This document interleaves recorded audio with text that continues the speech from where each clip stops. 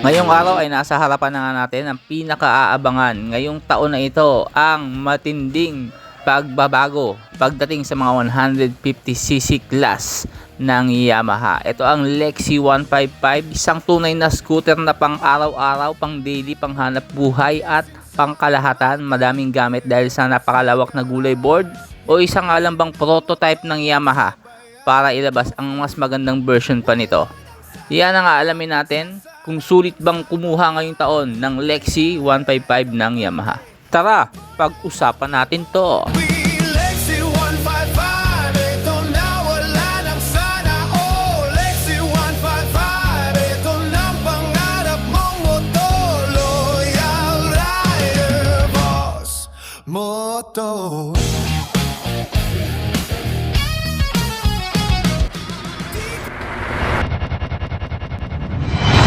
Boss Motovlog.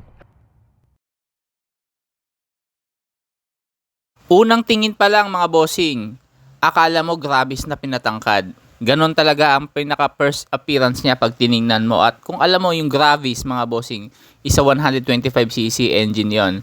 Yung forma nun at hulma, ganitong ganito, na mas pinatangkad lang ng konti ito at mas malawak na gulay board naman. Kaya lang sinasabi ng iba na parang NMAX, na parang NMAX na downgrade dahil nga sa mga specs na basic features lang na motor na to. Dahil nga ito po ang build niya is malaki. Malapad siya at matangkad, kasing tangkad din siya ng NMAX kung tutuusin.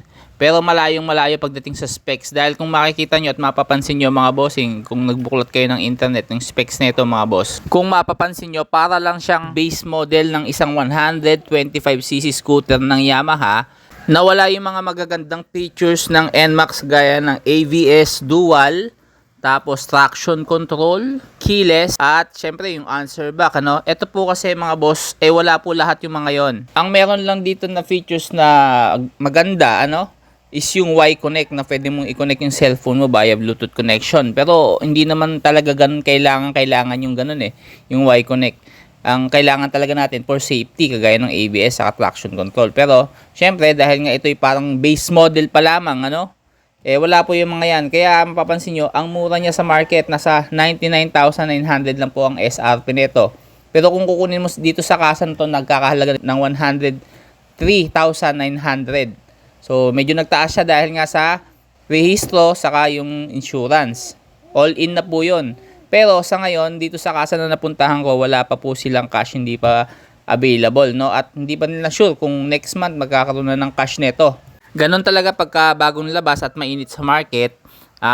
Parte ng marketing plan, para kung sakaling makita nila na madaming gustong mag-cash, mapursiging mag-installment, kasi mas pinupursige nila na ma-installment yung motor dahil mas malaki yung kikitain nila doon kaysa kung kukuha nga lang naman ng cash, konting-konti lang, siguro mga 3,000 lang ang tubo nila, o baka nga wala pa. Lalo na kung limited stock pa lang talaga yung dumating, talagang wala tayong makukuha na ng cash, napakabihira.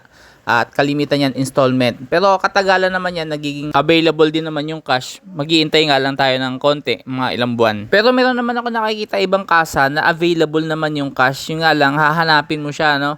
Kumbaga, tsempuhan lang sa ngayon. Sa ngayon lang naman yan. Pero darating naman yung panahon na available na sa lahat yung cash. Isa pang nakikita kong dahilan bakit naibenta ito ng mababang presyo, pero tingin ko hindi talo ang Yamaha, panalo pa rin sila sa halagang 99,900 na presyuhan nito dahil nga sa build ng motor. Kung mapapansin nyo mga boss, isa na lang po ang shock nito sa likod. So hindi nila ginawang dalawa at wala ding baso yan kagaya ng sa NMAX.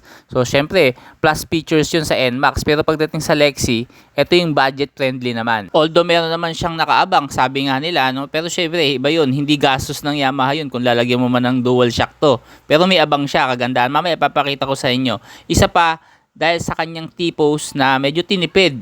Dahil nga medyo maninipis po o maliit ang diameter nito, para siyang MIUI 125 lang na T-post, kaya naman yung telescopic niya ganun din kalaki. Imaginein mo 155cc to, pero yung T-post niya sa harapan manipis. Kaya mapapansin mo ang mga gulong nito hindi niya nilakihan ng gusto kagaya ng sa NMAX na matataba. Ang size ng gulong nito 90-90 sa harapan at 190 naman po sa likod. Parehas po size 14 yan. Sa NMAX naman, although 13 yun, pwede mo pang palakihan yung gulong, pero dito mag-aalangan ka na dahil nga sa build ng motor yung T-post niya.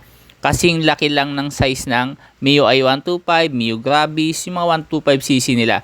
Kaya advice ko sa'yo, kung gusto mong palakihan, mag-adjust ka sa T-post, no? Palakihan mo rin. Siyempre, gastos naman yon. Tayo naman, hindi naman natin gusto yung ganun. As is, kung ano yung nakuha natin sa kasa, yun na yun para magamit natin pang everyday use, pang araw-araw, at panghanap buhay. Iba namang issue kung ikaw ay nagmo-modified ng motor, no? Hindi na pinag-uusapan yun eh. No, madali naman kasi may pera ka. Isa pa kaya mura to kumpara sa NMAX, ang malayo ang milya niya, no? Milya-milya ang layo kumpara sa NMAX, pero yung build parang NMAX na.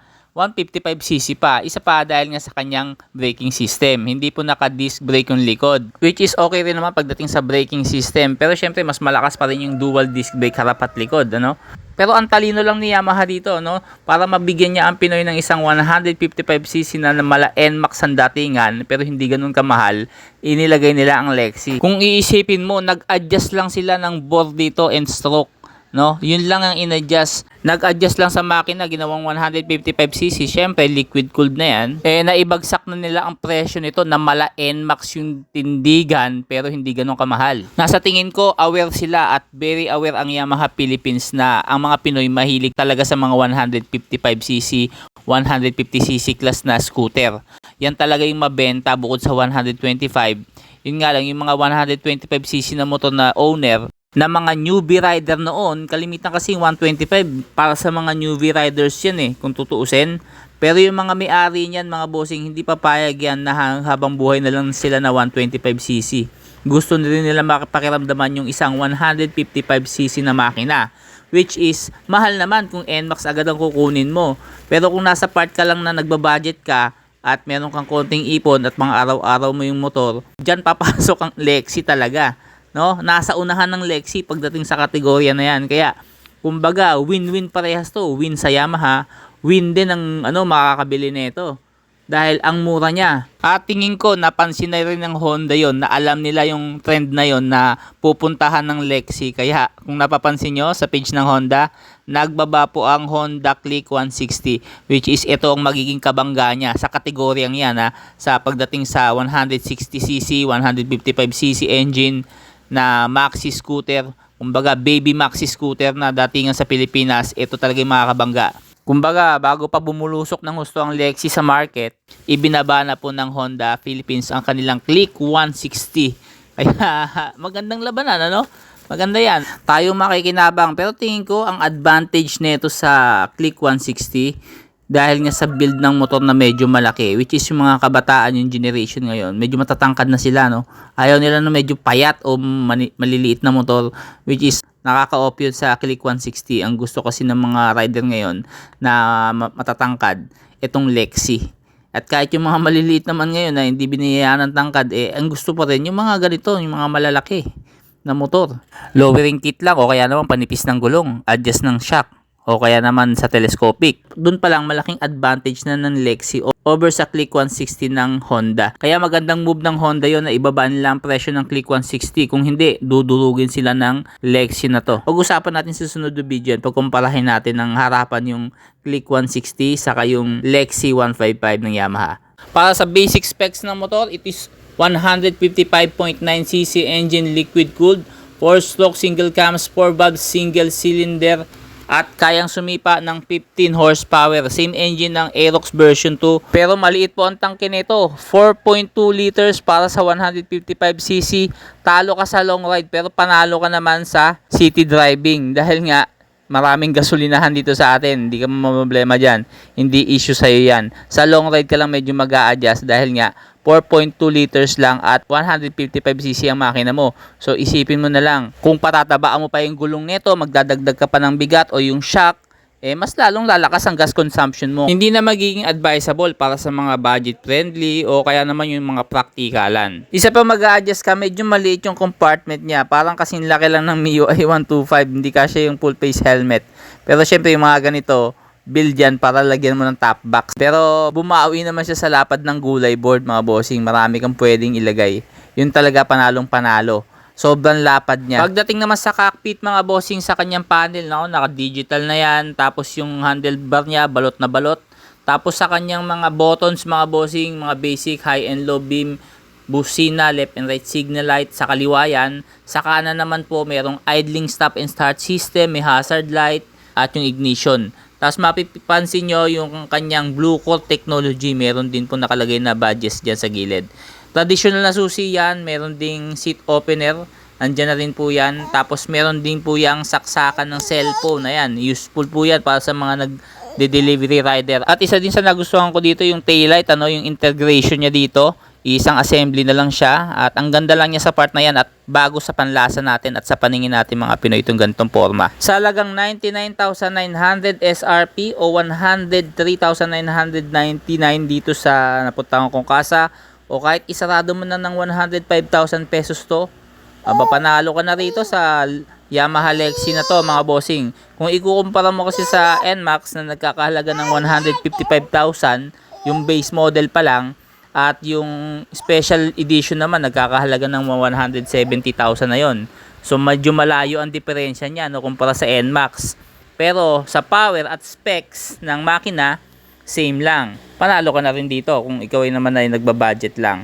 At yung pang araw-araw lang naman ang hanap mo ng motor. Pasok na to sa yung Lexi na to at nasa unahan to. Pagdating sa budget meal 150cc class scooter, isa itong Yamaha Lexi na pwede mong i-consider ngayong taon.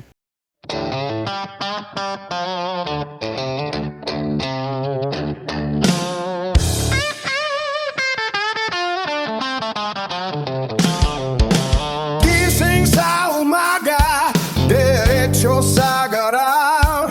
Himasin ang motor sa bayan ng kape. Wala nang sasarap sa sarap ng samahan. Biyahe ay kampante from point A to point B.